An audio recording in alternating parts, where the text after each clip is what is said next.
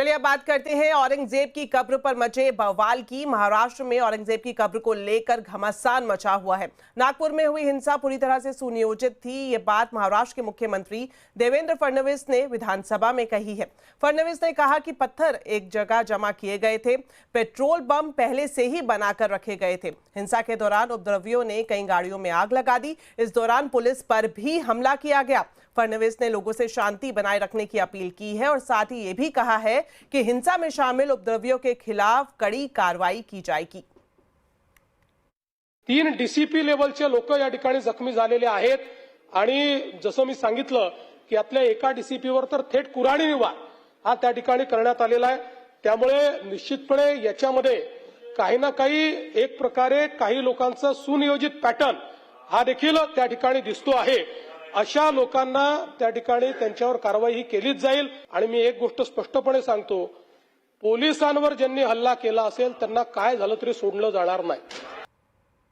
साथ ही महाराष्ट्र के deputy CM Eknath Shinde ने भी नागपुर हिंसा को सोची समझी साजिश बताया है। एकनाथ शिंदे ने कहा कि यह घटना पूरी प्लानिंग के तहत हुई है।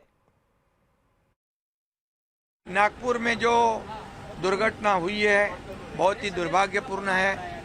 जो आगजनी हुई है, जहाँ पर कई लोग 2-4 हजार लोग इकट्ठा होकर जो समाज कंटक थे, उन्होंने कई घरों को वहाँ पर मोमिनपुरा है, महाल एरिया है, चिटनीस पार्क है, यहाँ पर इकट्ठा होकर लोगों के घरों को लक्ष्य कर दिया, टारगेट कर दिया, पथराव किया, आगजनी कर दी, वहाँ की गाड़ियाँ जलाई और एक ऐसे जगह पर उनकी गाड़ियाँ 100-150 पार्क होती थी, वहाँ मोमिनपुरा में एक भी गाड़ी खड़ी नहीं की।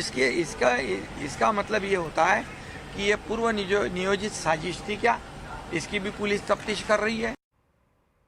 नागपुर में हिंसा को लेकर राजनीति भी शुरू हो गई है। शिवसेना यूबीटी के नेता आदित्य ठाकरे ने महाराष्ट्र सरकार पर हमला बोला है। उन्होंने कहा कि बीजेपी महाराष्ट्र को मणिपुर बनाना चाहती है, मुख्यमंत्री को पहले एक्शन लेना चाहिए था। मुझे ये जानना है कि मुख्यमंत्री कार्यालय से क्यों ना कोई रिएक्शन आई जब अफवाहें फैलने लगी थी। जब भी किसी शहर में ऐसी घटना होती है, और ये तो खुद मुख्यमंत्री का शहर है, स्वयं उनका शहर है, मुख्यमंत्री भी है, वो गृह मंत्री भी है, और ये अनुमान लगाया जाता है, मैंने भी सीएमओ काफी नजदीक से देखा है, कभी भी ऐसी घटना होती है तो पहला रिपोर्ट सीएमओ को आता है, सीएम के मोबाइल फोन पे आता है, होम डिपार्टमेंट भी आता है, दोनों डिपार्टमेंट्स उनके साथ है। क्या उनको पता नहीं था ये होने वाला है? मेरा अंदाज यही है कि भाजपा को महाराष्ट्र का मणिपुर करना। तो नागपुर हिंसा को आखिर सुनियोजित क्यों कहा जा रहा है? इसके पीछे एक नहीं कई वजह है। देखिए स्पेशल रिपोर्ट।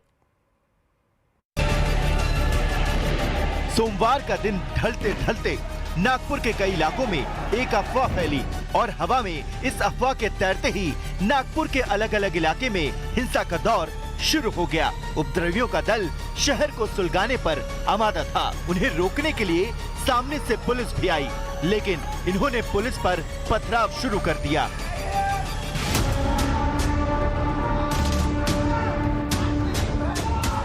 सबसे पहले जरा इस वीडियो को देखिए। ये वीडियो एक घर के अंदर बनाया गया और खिड़की के बाहर गली में उपद्रवी हिंसा का तूफान मचाते दिख रहे हैं।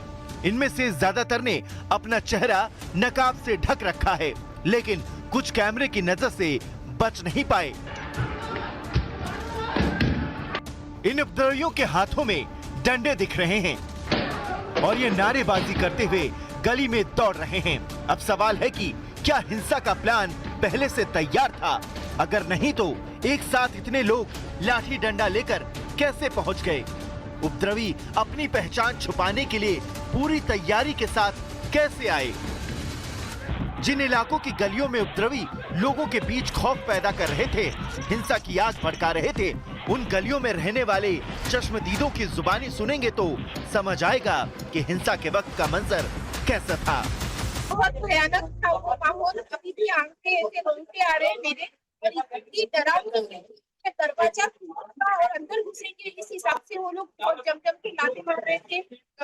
उनके पास लकड़ियाँ थी, वो भी मार रहे थे। ये को पूरा एक छत लटक गया था, उसमें बंदर के लिए था, पूरा पहाड़ को ला लिया था और वहां से इतने बड़े बड़े कांच और पत्थर फेंके थे उन्होंने। अब जरा इस सीसीटीवी वीडियो को गौर से देखिए।